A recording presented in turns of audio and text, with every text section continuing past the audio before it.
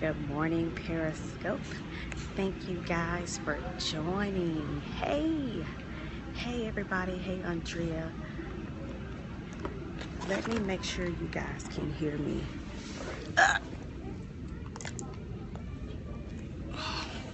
Good morning, guys. I'm having a little tussle here. I just lost my earpiece, so give me a second. Good morning, Shantae. Good morning, Miss Lee. Good morning, Andrea. Who else is on?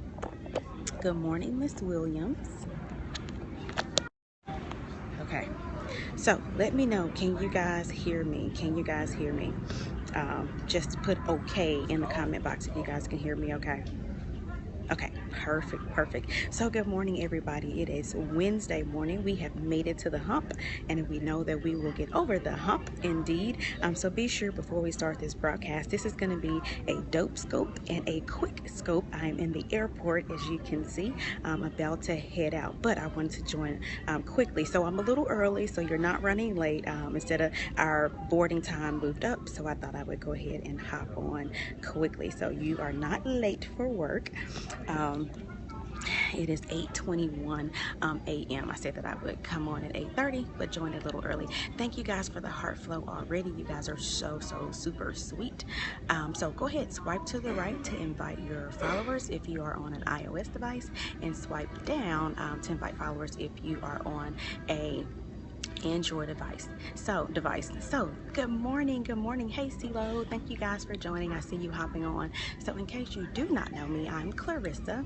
I'm a blogger, a motivational speaker, and a author. So this is what I do every single morning, Monday through Friday at 8:30 a.m. Central Time. We have a live scope. So here it is, live and in the flesh. Good morning, Tara. So if you follow me on social media, you already know this morning's topic. Yes, you already know this morning's topic. So to follow me on social media, make sure you go to Twitter and Instagram, also a Facebook fan page, and look for Clarissa Joy. That's Clarissa J-O-I. Yes, Clarissa J-O-I. So I'm so excited to be here with you guys this morning. Cannot wait to share. Again, this will be a quick scope, a dope scope indeed. Make sure that you have invited your followers, and I certainly appreciate, thank you, Nikki. I certainly appreciate all of the heart flow going on over there to the side. That lets me know that we're still connected, especially since I'm in an airport right now. So thank you for the love. Thank you for the heart. I feel it already. So let me look down at my notes. Let's go ahead and jump in. So this morning, again, if you saw the title of the scope, hopefully you are excited by this. I know I was excited by it last night and this morning as well. So the question, this is what we do if this is your first time joining. The question for this morning is, do you allow the bad to overshadow the good?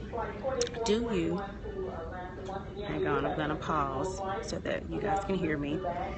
So again, this morning's question is, do you allow the bad to overshadow the good? So that's this morning's question. So I put a picture on social media when I announced my question for this morning of me in my wedding dress, because today would have been my wedding anniversary. Yes, however, you guys know that I'm divorced, and that's okay, but this would have been my anniversary day. So that's why I really wanted to share this topic specifically on this day, to show you guys that you can overcome anything that you may think is bad that's happened in your life. So you know how we do it every single morning. I have 3 tips, 3 steps, 3 pinpoints, things for you to digest on this morning. So go ahead, type a number 1 in the comment box if you're ready for number 1. Right there, type a number 1 in the comment box if you're ready for number 1. So as I was married and went through the divorce, coming out of that, so this is going to be really good if you are divorced, if you know someone that's divorced, if you know someone that's thinking about divorce, going through divorce, whatever the case may be, or however old the divorce may be. Somebody may say, oh, I was divorced 10 years ago, 20 years ago. It doesn't matter. I've learned if it's not, Jeffro, if you haven't dealt with it, then it still needs to be addressed. So looks like you guys are ready for number 1. I appreciate the heart flow over there to the side. So sweet. So number 1, My notes are behind my phone. Okay, so number one thing, so the message that I put out there this morning was how I changed my perspective from the bad to the good. So the first thing in changing my perspective is you have to learn to appreciate things that happen in the midst of your bad, because your bad, quote unquote, what we call it, definitely happens for a reason. So in my appreciation, in my transformation from the bad to the good, number one, I appreciated the growth of my faith. Yes, type that. Number one is faith. Through the bad, our faith should, if it doesn't, increase. Why does it increase? Because we are no longer of ourselves. We are in a very, very vulnerable position where we can't handle the stress or pressure, or it feels like it's insurmountable, or it feels like you've been left alone, or it feels like whatever the case may be. So I'm speaking about divorce this morning, but your situation, your bad situation could be you got let go from your job, or there are a plethora of situations. So don't just limit yourself to divorce, but this definitely fits. This definitely fits any bad thing in your life. Yes. So number one, I hope you guys got that. It was my faith. I learned how to appreciate God, and I learned how to strengthen my faith because I was now in a situation where I could not do it of myself. You guys heard my scope probably I think it was Friday before last on suicide. So go back and listen to that.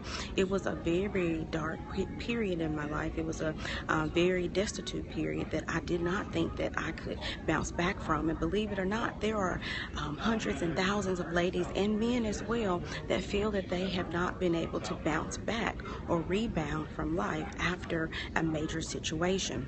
Okay, so number one is faith. So I'm really hoping that you can appreciate how the bad increases our faith. Certainly, if you don't allow the bad to teach us lessons, then sometimes we have to go through that bad again. So if you don't get the lesson out of your bad that's meant for you to get, then I really, really don't want for you to have to go through that again. So let's go to number two. Type a number two in the comment box right there. Type a number two. Type a number two. So if you're just joining, I see some people hopping on. The question for this morning is, do you allow the bad to overshadow the good? So yes, today we're talking about the good. We're talking about how I allowed myself to see and appreciate the good in the midst of a very, very dark and gloomy situation. Okay, you guys are ready for number two? Awesome. So number two is connection. Yes, connection. So you're saying, Clarissa, how do I get connection in the midst of my bad times? Well, let me answer that. You get connection because, again, you are in a position where if you choose to solely rely upon yourself, you're just going to get yourself dug in the hole even further. So I know we all say, or some people say, I don't need anybody, just me and my boyfriend, just, you know the song, just me and my dog, or me and my child, or me and whatever. You limit that me and whoever statement to just one or two people, but the fact of the matter is and we did the scope about 3 weeks ago on who's in your village. So we talked about that inner circle. So certainly through this situation that happened in my life years ago, I have learned to appreciate my connection. Who is my connection to? First and foremost, my connection is to my family. So I had to let go of my pride. I had to let go of my ego, and I had to say, hey guys, where do I need help from my family? I had to let them know where that point in my life was that I needed the help so that they were aware. You can't expect people to just know where you need help or just give you a helping hand and you haven't solicited for their assistance. Okay, sometimes people are waiting for you. So my connection, where else, is with my inner circle. If I have work going on or life going on and need an emergency pickup of my daughter, I know at minimum 3 people that I trust that I can call that can help me in that situation. So sometimes we, really spin our wheels to the end of the line because we're working in isolation. Isolation, guys, is not the key. Isolation is the trick of the devil. Isolation is the trick of the enemy. When you're in an isolated state, you are in a state where you're lonely. You are vulnerable to the to the thing. I'm sorry guys, people are coming around me, it's okay. But you are vulnerable to just the little isolated things and messages that may creep into your mind. If you don't have a sounding board, if you don't have an accountability partner, if you don't have an accountability system, then that's not good. You're setting yourself up for failure. So again, we're talking about how you can see the good, how you can appreciate the good in any, I'm telling you, in any bad situation. So go ahead, type number 3 in the comment box right there. Let's go ahead and go to number 3. I want to tell you guys about number 3. Okay, hey Black Coffee. So number three. Okay, here's a big one, guys, that I did not learn to appreciate until years after my divorce. But number three is experience. Yes, experience. Yes, experience is just like knowledge. Experience is just like education. Experience is something that you have personally encountered that never can be taken away from you. So yes, you may read in a book how it feels to become a mother, but until you experience that, you can't tell me that you know that feeling. You may read in a book that you know the signs and symptoms and the heartache of going through divorce, but until you go through one, you don't have that experience. You may tell me that you know how hard it was when I got let go from a corporate job and my job was outsourced to Poland, people in Poland to do that job. You can't tell me that you know how that feels unless you have lost your job. That was your sole income and you were a single mom and you had a mouth to feed and you had a roof to maintain over your family's head. So you can't tell me how you felt, how you would feel in that situation or scenario if you haven't gone through it yet. I'm sorry guys, I definitely appreciate empathy. I definitely appreciate those that are willing to empathize with me or with any of us in our situations. But until you, number three, experience it, you don't have a clue. You do not have a clue. So while we got that clue, because we've gone through the experience, we should build on that experience. How do you turn lemon into lemonade? You add sugar. It's that simple. You turn lemon into lemonade by adding sugar. You cannot add salt to lemon and get lemonade. You just can't. So until we learn to add the sugar, until we learn to see and appreciate the lemons for the flavor that they have, we can't get lemonade, guys. And I know that sounds like a hysterical analogy, but it's so true. How do you add sugar to that lemon? You turn your situation into good. So what have I chosen to do? I've chosen to forgive. I've chosen to let go. I've chosen to see the good, to see my daughter. Had I not been married, would I have had my daughter?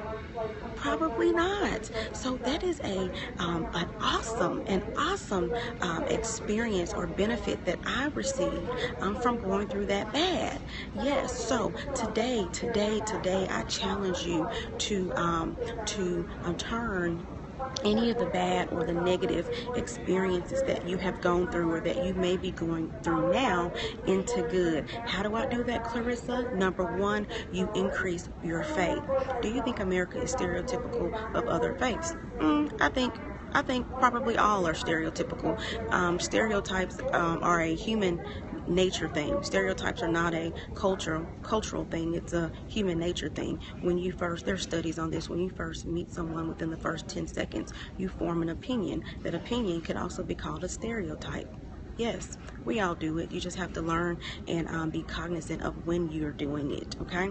So, yes, the challenge for today is to definitely think about the bad in your life. Think about the situations that are negative or experiences that are negative. And number one, appreciate the growth in your faith, the growth in the trial, the growth in the tribulation that has allowed you to personally experience success in overcoming that situation. That's something to be proud of. Number two, appreciate the connection.